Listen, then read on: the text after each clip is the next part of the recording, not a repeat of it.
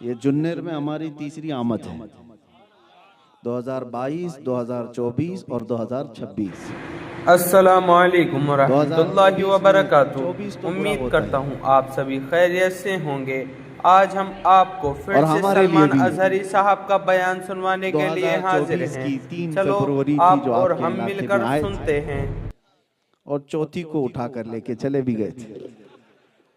यही आखिरी जलसा था, जुन्नर का आखिरी जलसा था। ये रऊफ भाई आए, इस जलसे के बाद ही मुझे उठा करके लेकर गए।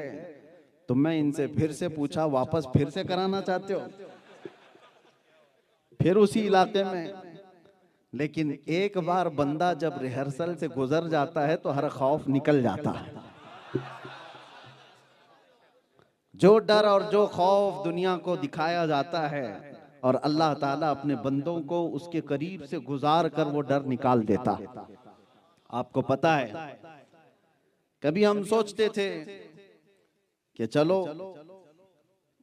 अभी जैसे मौलाना कह रहे थे कि हम अक्सर अपनी तकरीर में एक शेर कहते हैं और वो थोड़ा सा शेर वो भूल भी गए थे।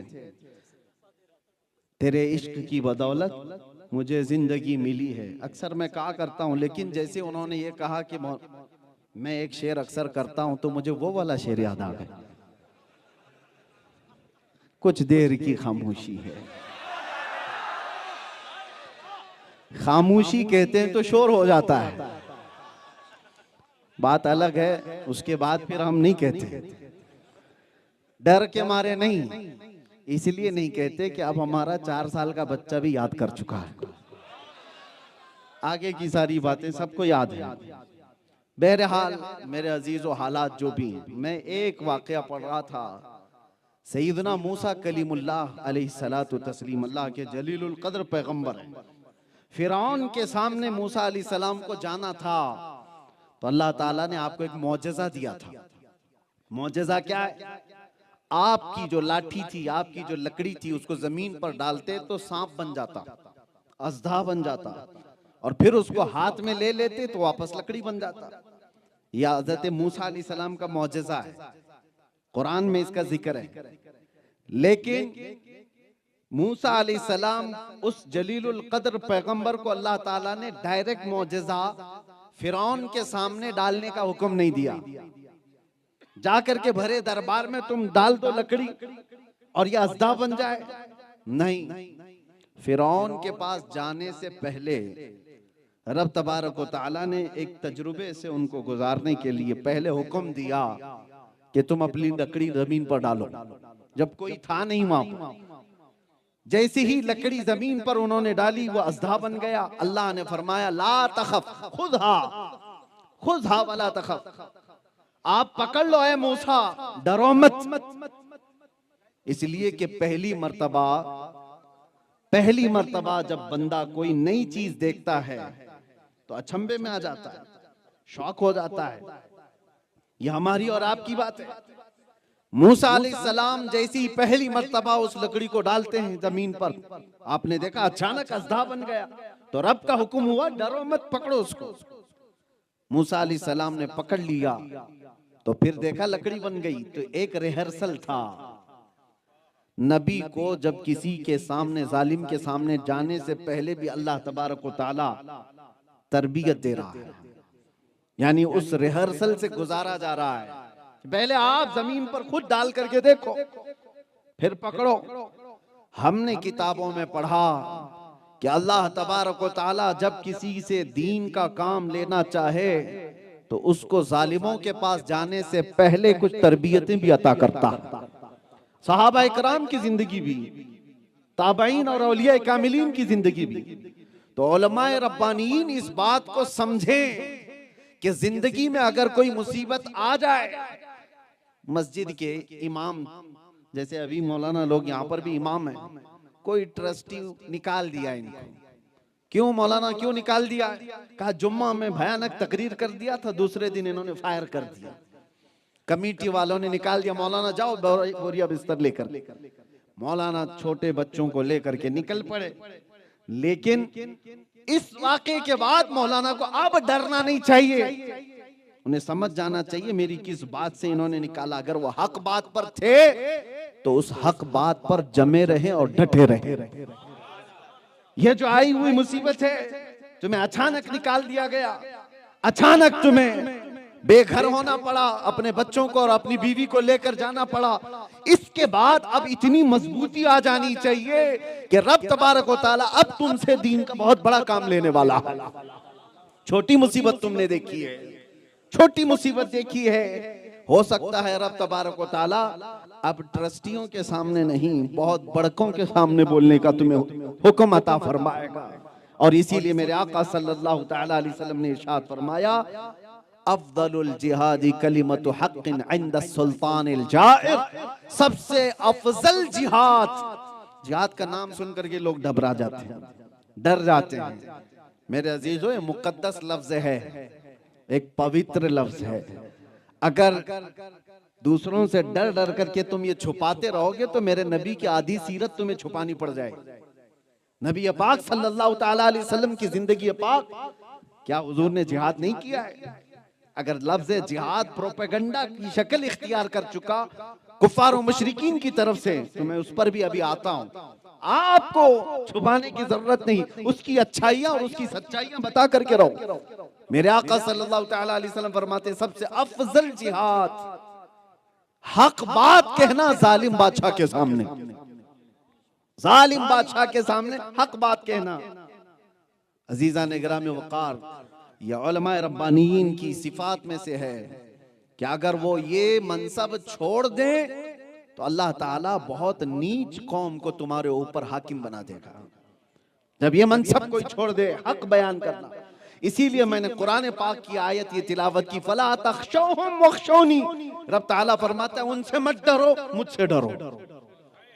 एक खौफ खुदा अपने सीने में बसा लो, अल्लाह हर खौफ तुम्हारे दिल से निकाल देगा, हर खौफ निकाल देगा।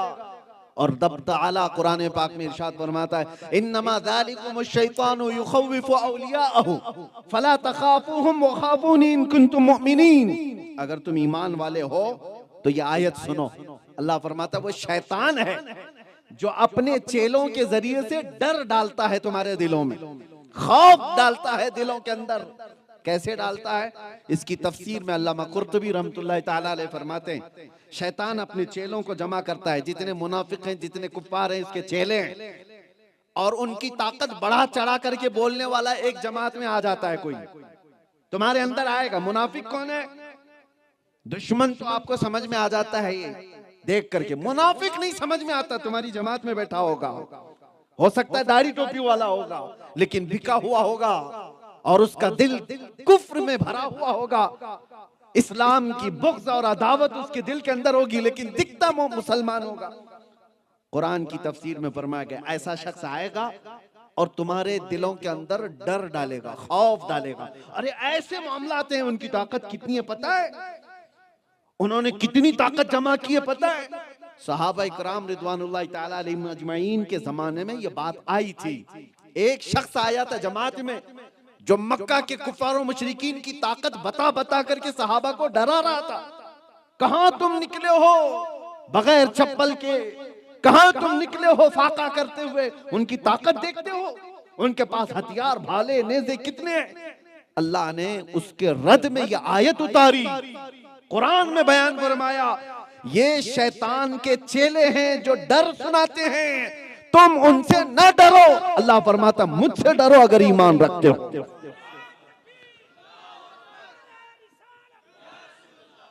हर दौर में मेरे अजीजों, हर जमाने में मुसलमान की शान है कि वो सिर्फ अल्लाह से डरता है, अल्लाह का खौफ रखता है, दुनिया का खौफ नहीं, जालिमों का खौफ नहीं।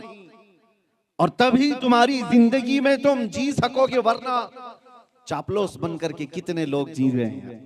बहुत हैं जिनको चाटुगिरी करने की आदत है, कभी इधर की कभी उधर की, कभी उसका उठाया कभी इसका उठाया, और बाद में जिंदगी ऐसी हो जाती है धोबी का कुत्ता, न घर का न घाट का, इधर का भी नहीं रहा उधर का भी नहीं रहा। हाँ, मुस्तफा करीम के दामन से वाबस्ता रहा, मुसीबतों से टकराता रहा। अगरचे मौत भी आए, करोड़ों कंधे उसके जनाजे के लिए बेकरार हो जाते हैं। अल्लाह दुनिया में ये शान देता है, आप ईमान वाले हो तो रसूलुल्लाह के दामन से वाबस्ता रहो। हुजूर पाक सल्लल्लाहु ताला अलैहि वसल्लम के कदमों को छोड़कर कोई कामयाबी नहीं है। आज लोग बैठ करके मीटिंगें कर रहे हैं, कुछ ऐसे इत्तेहाद की बातें, कुछ ऐसे मसलहतों की बातें, कुछ ऐसी हिकमतों की बातें। आपको मैं बताऊं, आज से तकरीबन 100 साल पहले 1926 और 27 की बात कर रहा हूं, एक खुतबा मैंने पढ़ा, हुज्जतुल इस्लाम अल्लामा हामिद रजा खान रहमतुल्लाहि ताला अलैह का, आला हजरत के बड़े शहजादे 1926 या 1927 में दिया हुआ उनका एक खुतबा है। हैरत हुई पढ़ करके, उस पूरे उस तकरीर में आपने जो बयान किया, ऐसे बयान कर रहे हैं वो कि हालात बता रहे हैं कि मुसलमानों हालात इस तरह के हैं, लोग फलां जगह पर तुम्हारी गत्थम होकर के एक जत्थे के साथ होकर मार डालते हैं, तुम्हारी मॉब लिंचिंग होती है, फलां होते हैं फलां होते हैं, इतने सारे हालात, खुफिया प्लानिंग होती है, मारने की धमकियां होती हैं, इस्लाम को खत्म करने की बातें होती हैं, शान रिसालत में गुस्ताखियां होती हैं। ये सारा खुतबा 1926 का दिया हुआ मैं पढ़ रहा था तो ऐसा लग रहा है ये 2025 की बात चल रही है, आज की बात चल रही है। उस वक्त के हालात पर खुतबा दिया हुआ, आज के हालात भी सेम है। तो समझ में ये आया आज के ये हालात नए नहीं, 100 साल पहले भी ऐसे ही थे, 200 साल पहले भी ऐसे ही थे, 400 साल पहले भी ऐसे ही थे, अरे करबला के मैदान में भी ऐसे ही थे, बद्र के मैदान में भी ऐसे ही थे। हालात कभी इससे ज्यादा खराब नहीं हुए और ना इससे ज्यादा अच्छे हुए। हालात मोमिनीन के लिए इसी तरह के चलते रहे। हाँ, लोग आते जाते रहे, जमाने में इंसान बदलते रहे। आज आपको जो डरा रहा होगा, जो खौफ फैला रहा होगा, ताकत और कुव्वत ऐसी है तुम्हें उठाकर डाल दिया जाएगा, खाक में जाए। मुजद्दिद अल्फसानी को अकबर ने 8 साल डाला था, इमाम मूसा काजिम को वक्त के खलीफा ने 7 साल अंदर रखा था, उनका जनाजा जेल से निकला है। इमाम मोहम्मद बिन हसन अस्करी, ये अहले बैत के वो इमाम हैं जिनका नाम लेकर के आज हम खाते हैं। अहले बैत रसूलुल्लाह की वो आल हैं। इमाम मोहम्मद बिन हसन अस्करी 20 साल जेल में गुजार करके आए, बल्कि ऐसी रिवायतें हैं कि उन्होंने सूरज तक नहीं देखा, जितने साल जेल में काटते रहे। ये वो सारी तारीख है। तो आप क्या समझ रहे हैं ये नया है? नया कुछ नहीं है, सब दस्तूर के मुताबिक वैसा ही चला रहा है। और आगे का इंतजार भी मत करो, हालात बहुत अच्छे हो जाएंगे। अरे तुम्हें गाड़ी चलाना हो तो ट्रैफिक में ही गाड़ी चलाकर सीख सकते हो, इंतजार मत करो रोड खाली होगा गाड़ी चलाऊंगा सीखूंगा। जिस तरह से हालात हैं उन्हीं हालात में ईमान के साथ जी करके जाना होगा, इस्लाम पर अमल करके जाना होगा। तुम इंतजार किसका कर रहे हो? कोई जमीन से निकल करके हालात अचानक बदल देगा, आसमान से टपक जाएगा। अल्लाह ने कुरान में फरमाया, इन्नल्लाह ला युगय्यिरु मा बिकौमिन हत्ता युगय्यिरु मा बिअनफुसिहिम, बेशक अल्लाह ताला उस वक्त तक किसी कौम की हालत नहीं बदलता जब तक वो कौम खुद अपनी हालत बदलने का फिक्र नहीं करती। आप जब अपने आप को नहीं बदलोगे तो फिर ये आस लगाए बैठे हो। इसलिए मेरे अजीजों, आयत करीमा को समझ करके चलो, खौफ दिल से निकालो, डर दिल से निकालो, ईमान के साथ जियो। लेकिन एक बात याद रखना, मैं हमेशा एक बात कहता हूं, जोश जज्बा जितना भी है तुम्हारा, उसकी लिमिट होनी चाहिए, उसका दायरा होना चाहिए। ये नहीं कि तुम ताकतवर हो तो आतंक मचा दो, दूसरों के ऊपर दहशत फैलाओ, ये भी नहीं है। सबसे बेहतरीन ईमान वो है जब अल्लाह तुम्हें ताकत दे तो कमजोरों की इज्जत करे, कमजोरों की इज्जत करे। किसी जगह तुम मेजॉरिटी में हो तो दूसरों को परेशान करना ये इस्लाम की आदत नहीं है। जानते हो सुल्तान सलाहुद्दीन अय्यूबी जिस वक्त बैतुल मुकद्दस फतह किए हुए थे, आम ऐलान किया था, जबकि जब यहूदियों ने बैतुल मुकद्दस पर पहले हमले किए या ईसाइयों ने हमले किए, यहूदियों की और ईसाइयों की लड़ाइयां चलती रही हैं, पूरे फिलिस्तीन में खून की नदियां बहा दी थी उन्होंने, घोड़े दौड़ते थे तो घोड़े के टाप खून से भर जाते थे। हर वक्त जंगों में बैतुल मुकद्दस की कभी यहूदियों के कब्जे में रहा, कभी ईसाइयों के कब्जे में। तारीख है, आप पढ़ करके देखना। और जब जिस कौम के पास आया, मगलूब कौम को उसने मार करके कत्ल करके, आपको पता है एक बादशाह ने 12,000 बच्चों को कत्ल कर दिया। लेकिन जिस दिन सलाहुद्दीन अय्यूबी आए, जोहर की पहली अजान हुई थी, आम ऐलान किया था जो फिलिस्तीन में यहूदी और ईसाई हैं वो खिराज के साथ रहना चाहे तो उन्हें अमान दिया जाएगा, और जो जाना चाहे, जो लेकर जाना चाहे लेकर के भी जा सकता है। ये हमारी लिखी हुई तारीख नहीं, अंग्रेजों ने तारीख लिखी है। अंग्रेजों ने तारीख लिखी है। पहला जर्नैल हमने देखा था इस्लाम का जिसने मगलूब कौम को खुले दिल से माफ कर दिया था, जिन्होंने उनके खिलाफ कई सालों तक जंगें लड़ी।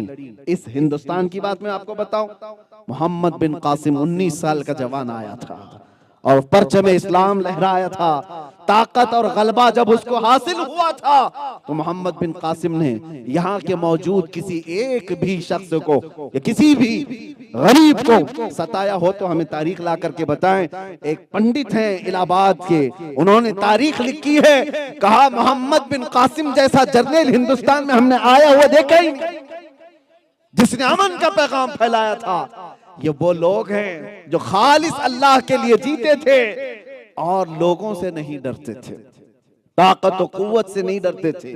आपसे मैं ये बात कह रहा हूं, दो चीजें, एक डर किसी से नहीं हो। सरकार हाफिज मिल्लत रहमतुल्लाह ताला अलैह का एक कौल मेरे वालिद गिरामी रहमतुल्लाह ताला अलैह सुनाया करते थे, दो चीजों पर जिंदगी भर अमल करना, किसी जालिम से डरना नहीं, किसी कमजोर पे जुल्म करना नहीं।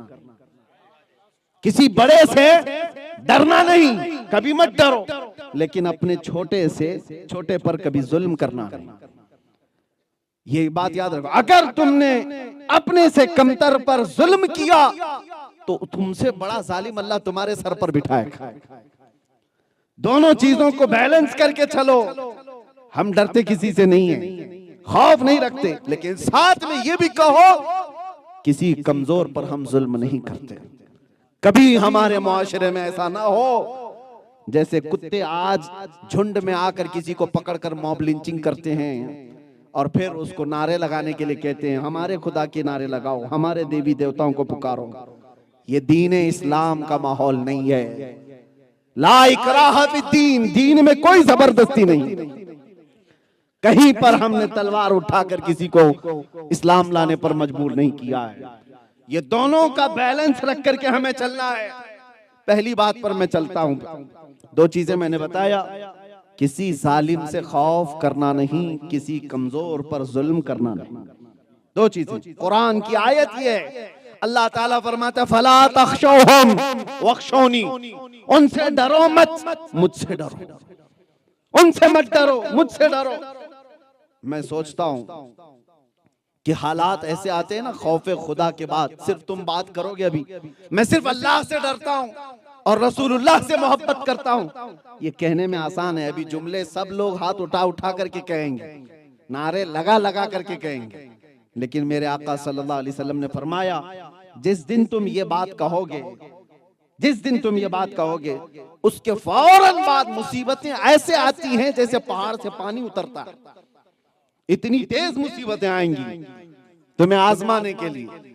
बाकी हलवा पराठा खा करके आराम करना है तो कुछ मत बोलो, इसकी भी हाँ उसकी भी हाँ, जिंदगी वैसी जीते रहोगे, गुजारते रहो।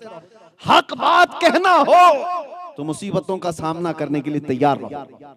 मेरे आका सल्लल्लाहु ताला अलैहि वसल्लम ने एक सहाबी से कहा था, सहाबी ने आकर कहा वल्लाही इन्नी ला उहिब्बका या रसूल अल्लाह, कसम खुदा की है अल्लाह के नबी मैं आपसे बहुत मोहब्बत करता हूँ। हुजूर ने फरमाया उन्जुर माज़ा तक़ूल, सोच ले क्या बोल रहा है। उन्होंने 3 बार यही जुमला कहा, तब मेरे आका ने फरमाया अगर तू अपनी बात में सच्चा है तो इंतजार कर, मुसीबतें ऐसे आएंगी जैसे सैलाब आता है, सैलाब आता है। ऐ मोमिनीन की जमात में रहने वालों, आप क्या समझते हो हमारे तकरीर करने से हालात बिगड़ जाते हैं, हमारे बयान करने से हालात बिगड़ जाते हैं? कुछ मुसलमानों में ये भी बातें हैं, अरे वो मुफ्ती साहब को बुलाओगे तो सब हालात बिगड़ जाएंगे। हक बात कहने पर हालात बिगड़ते हैं। बुज़दिलों की जमात में रहना छोड़ दो।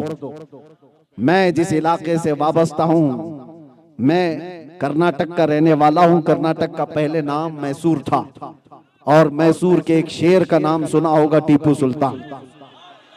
और उन्होंने एक बहुत प्यारा नारा दिया था, गीदड़ की 100 साला जिंदगी से शेर की एक दिन की जिंदगी बेहतर है।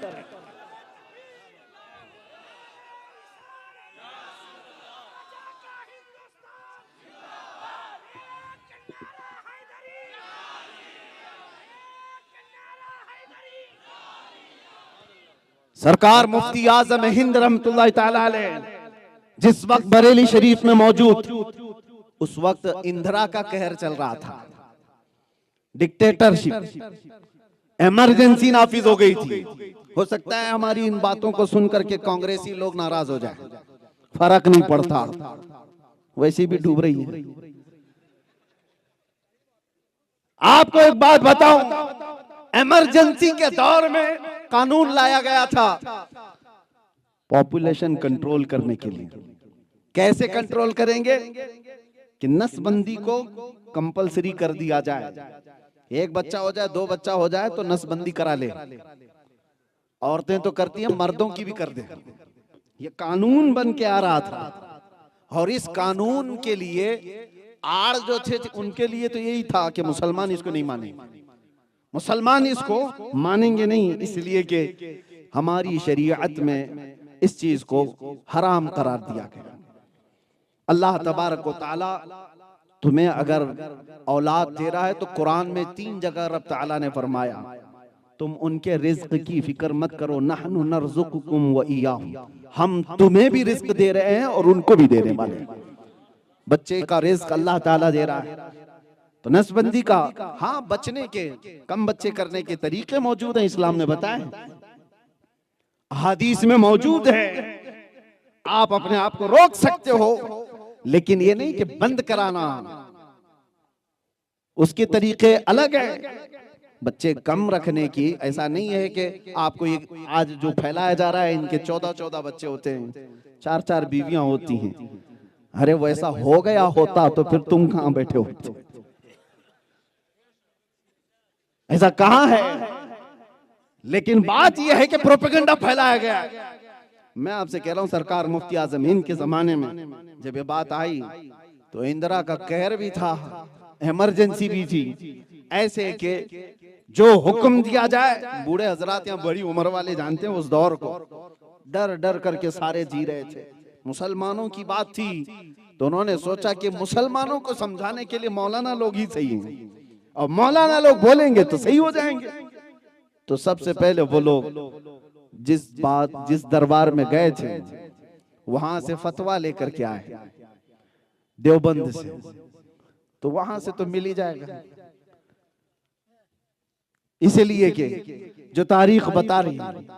अब वो मिल भी गया, ऐलान भी हुआ, लेकिन असर किसी पर होता नहीं, इसलिए कि हिंदुस्तानी मुसलमानों पर राज है तो आला हजरत का, बरेली का है, यहां पर हासिल करना बड़ा मुश्किल है।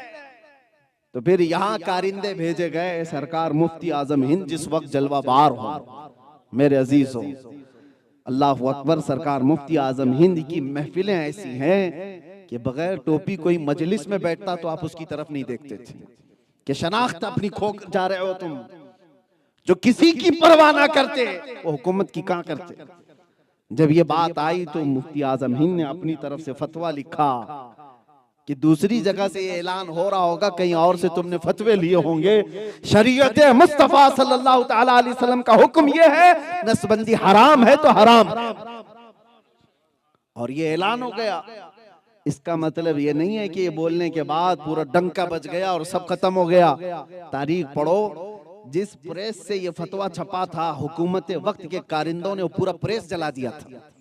जितने लोग ये पोस्टर दीवारों पे लगा रहे थे, सबको पकड़ पकड़ करके अंदर किया था, लेकिन मुफ्ती आजम हिंद तक हाथ नहीं पहुंचा।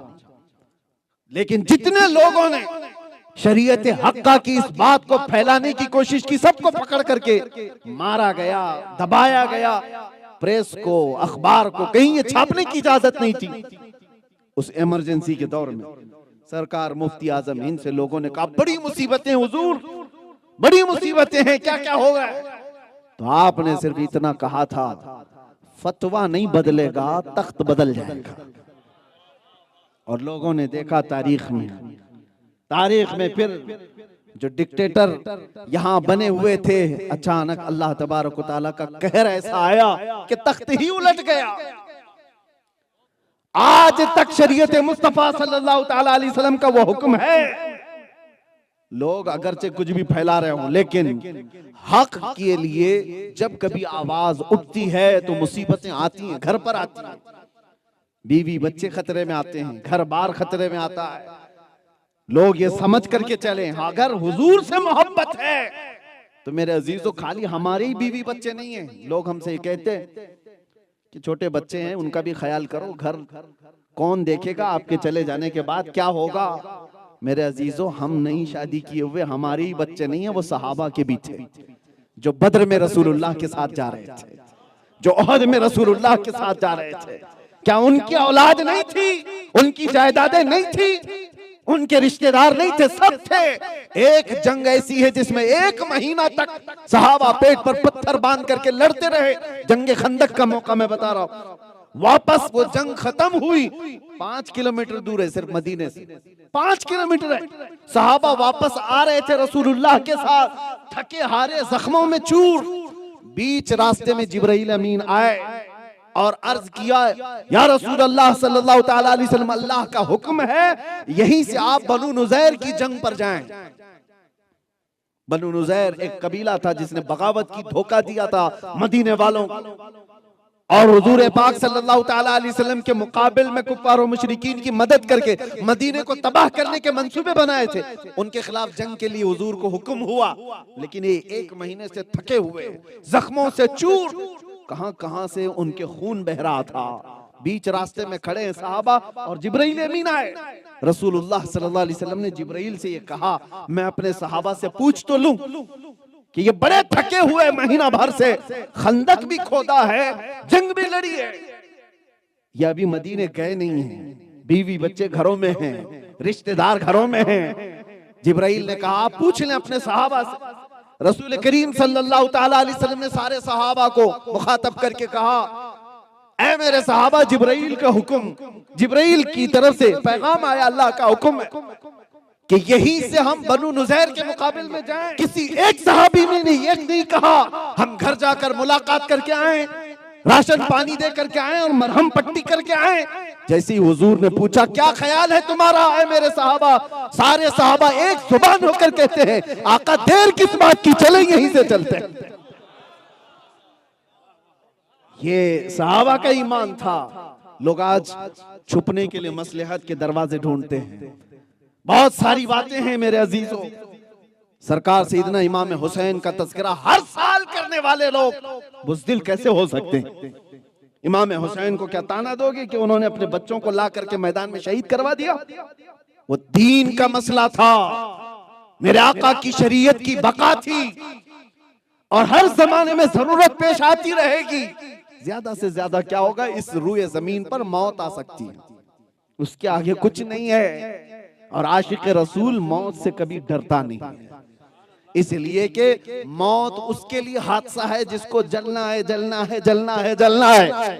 और मौत उसके लिए हादसा नहीं जिसका यह अकीदा हो, इधर आंख बंद होगी उधर दीदारे मुस्तफा होगा।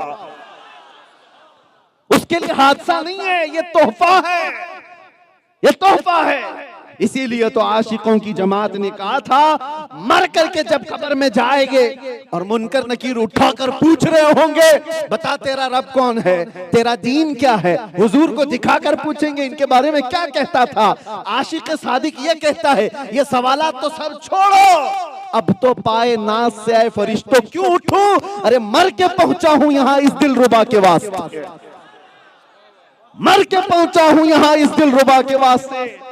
हुजूर को देखने के लिए मुझे मरना पड़ा है, मैं कब्र में आया हूं तो नबी को देखने के लिए। अजीजा ने गिरामी वक़ार, फिर खौफ किस बात का, डर किस बात का? इसीलिए हमारे बुजुर्ग ये कहा करते थे, सुन्नियों के जनाजे सज धज करके जाते हैं। हमने पूछा कि इनको नया कपड़ा सफेद इत्र में, इनको खुशबुओं में मुअत्तर, सुर में भी लगाया, फूलों से सजाए, ऐसा लगता है दूल्हा बनकर जा रहा है, इसकी कौन सी शादी, मर गया है। लेकिन बुजुर्गों ने कहा नहीं, इसको सजा सवार कर इसलिए भेजा जा रहा है कि आज अपने नबी से मुलाकात के लिए जा रहा है शबे गोर भी उसी गुल से मुलाकात की रात। मौत का खौफ नहीं, डर हर चीज का निकालो। हाँ, रब तबारक व तआला इरशाद फरमाता है, वलनबलुवन्नकुम बिशैइन मिनल खौफ, हम थोड़ा सा डर दे करके तुम्हें आजमाते हैं। हाँ, दुनिया में कुछ चीजों का डर आता है, ऐसा नहीं है कि बिल्कुल नहीं आएगा, लेकिन रब ताला फरमाता है वो डर भी हमारी तरफ से दिया हुआ है। थोड़ा सा डर हम देते हैं और उसके बाद तुम कुल उसी को ना समझ बैठो। जैसे कुछ कौमें इसलिए गुमराह हुई कि उन्होंने सूरज का कहर देखा तो सूरज को खुदा समझ बैठे कि ये कभी भी आग फेंकता है। आसमान का जलाल देखा, कभी पत्थर बरस गए या कुछ भी हो गया तो आसमान को खुदा समझ बैठे, उनकी इबादतें करने लगे। समंदर की तुग़यानी देखी तो उसकी इबादत करने लग गए, ये बहुत ताकतवर है। वो डर था, उसके बाद इम्तिहान था। डर दे करके रब तबारक व तआला इम्तिहान लेता है। फिरौन का जुल्म देखा लोगों ने, इतना पावरफुल है तो उसकी इबादत करने लग गए। हर जमाने में आज भी होंगे कुछ ऐसी कौमें जिनको अल्लाह ने ताकत और कुव्वत दिया है, पावर दिया है, कुर्सी दिया है, वो पैसा भी उनके पास, कुर्सी भी उनके पास, फिर उसके बाद जुल्म का एक नया खेल रचा जाता है। इस वक्त इम्तिहान होता है। इस जुल्म को देखकर, इनकी ताकत को देखकर कहीं खुदा मत समझ लेना, खुदा मत समझ लेना, इबादत करने पर ना लग जाना। अल्लाह फरमाता है हम तुम्हें डर दे करके आजमाते हैं। कितने वो हैं इस दुनियावी डर के बाद भी अल्लाह की इबादत में लगे रहते हैं, और कितने वो हैं जो इनके तलवे चाटने लग जाते हैं। आज तुम्हारा इम्तिहान होगा, तुम्हारा इम्तिहान होगा। एक चीज पर बाकी रहो, दुनिया ये हमेशा के लिए नहीं है। किसी की कुर्सी हमेशा के लिए नहीं है, किसी की नहीं है। यहाँ बैठे हुए जितने भी हैं ताकत के नशे में नाचते रहे, लेकिन पता नहीं है। आपने तारीख देखी होगी, इससे पहले के कितने बादशाह हैं उनके नाम किसी को याद भी नहीं। कितनी ऐसी कुर्सियां गुजरी, 5 साल, 10 साल, 15 साल, अब अखबार के कोने में भी उनका जिक्र नहीं आता। जिन्होंने आतंक मचाया था, जुल्म किया हुआ था। हर जुल्म गुजरता चला जाएगा, हर रात के बाद सवेरा आना है। इसीलिए ये मत समझ बैठना कि जो कुछ चल रहा है इसी के पीछे अभी हमें भागना है। कुछ लोग ये बातें करते हैं, जिसका पावर है उसकी बात करनी चाहिए, जिसका पावर है उसकी बात करनी चाहिए, ताकि हालात खराब ना हो और उनसे हमें कुछ मिलता रहे। जालिमों, तुम्हारा पावर जो दिख रहा है ये सिर्फ और सुबह से लेकर शाम तक की ये सूरज की परछाइयों की तरह का पावर है। अगर तुम ये कहते हो जिसका पावर है उसी से डरना चाहिए, तो मैं ये कहता हूं हर जमाने में पावर मेरे मुस्तफा का।